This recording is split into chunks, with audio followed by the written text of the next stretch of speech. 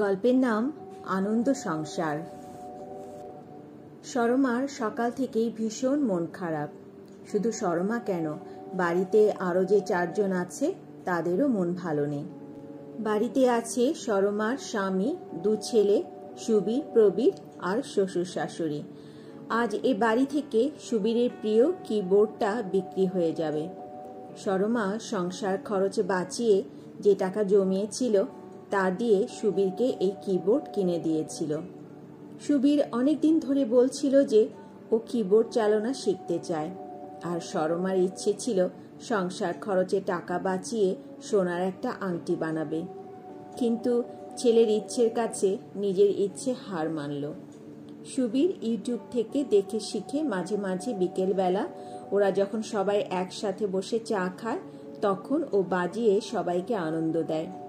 সরমার খুব ভালো লাগে ওদের আনন্দটুকু দেখে।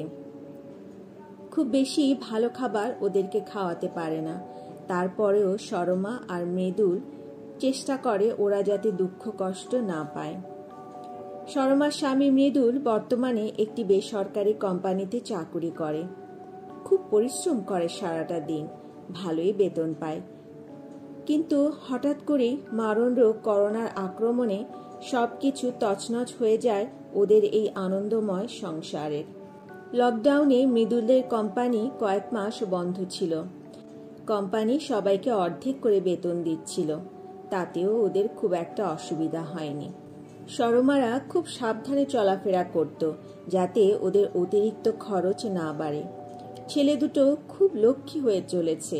শ্বশুর শাশুড়ি সুস্থ থাকার জন্য যা যা করার করেছে। এক কথায় সরমা আর মৃদুল লকডাউনে পাশাপাশি থেকে আনন্দে সময় কেটেছে। কিন্তু কারখানার মালিক হঠাৎ করে নোটিশ দিয়ে কিছু কর্মচারী ছাঁটাই করে দিয়েছে, শুধু মৃদুল আর 2-1 জন ছাড়া। ওদের ছাঁটাই করেনি, কিন্তু নোটিশে বলেছে ওদের অর্ধ বেতনও কোম্পানি দিতে ব্যর্থ। তারপর থেকে শুরু হয়েছে সরমার সংসারে অভাবের কারণে ওরা বাধ্য হয়েছে টিভি বিক্রি করে দিতে।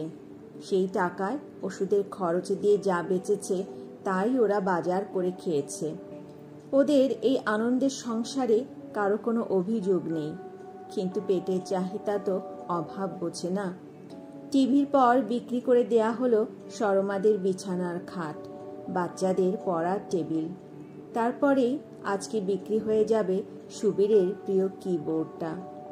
সুবীর মন খারাপ করলেও কোনো কমপ্লেইন করেনি। মৃদুলোকে আশ্বাস দিয়ে বলেছে সবকিছু যখন আগের মতো হবে আবার কিবোর্ড কেনা হবে।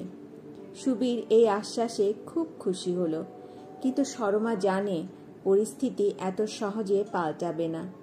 তবুও ওরা আশা নিয়ে বাঁচতে চায়, বিশ্বাস করে একদিন সব কিছু ঠিকঠাক হয়ে যাবে সরমার এই আনন্দ সংসারে।